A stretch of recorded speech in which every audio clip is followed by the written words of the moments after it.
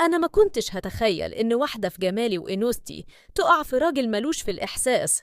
أصلاً أنا الفنانة اللي أي حد يتمناها. وقعت في حكاية عمري ما كنت أتوقعها، والمصيبة إنه فنان معروف حواليه ناس كتير جداً، بس اللي اكتشفته عنه قلب حياتي كابوس. والأصعب من كده إنه هددني إني لو اتكلمت هيأذيني ويضيع مستقبلي.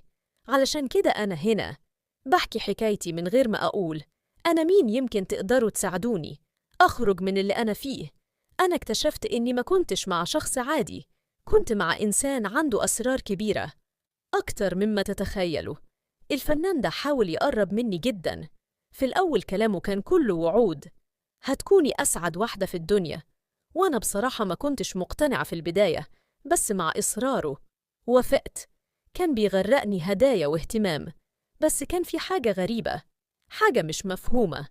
طول فترة الخطوبة كان دايما في مسافة بين تصرفاته، كانت باردة كأنه مش موجود.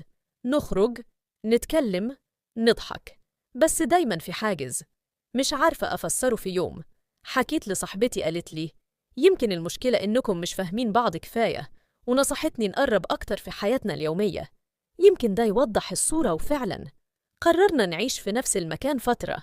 الغريب إنه وافق بسرعة جدا، بل واهتم بكل التفاصيل وكأنه مستني اللحظة دي. بس الحقيقة أنا عمري ما حسيت بالراحة هناك. كل يوم كان بيعدي وأنا حاسة إني لوحدي في نفس المكان، بس بعيدة جدا. كان دايما يتحجج بالتعب أو الانشغال، وأنا بدأت أشك في نفسي، هل أنا السبب ولا في حاجة أنا مش شايفاها؟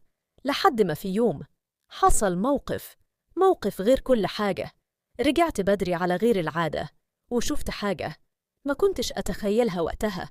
فهمت إن اللي كنت حاسة بيه كان حقيقي. واجهته في الأول، حاول يهديني وقال إن في حاجات في حياته عمره ما قدر يشرحها.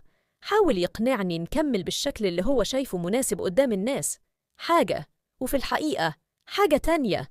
لكن أنا رفضت، وهنا اتحول لشخص تاني، شخص أنا معرفتهوش قبل كده.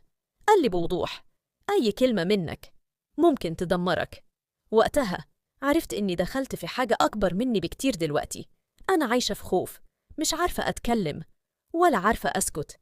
بس اللي أنا متأكدة منه إن الحقيقة دي لازم تظهر. لو حد مر بتجربة شبه دي أو عنده نصيحة يا ريت يقول لي، ويمكن في يوم أقدر أقول لكم كل التفاصيل وأكشف الحقيقة ولو حابين تعرفوا اللي حصل بعد كده قولولي أكمل ولا لأ.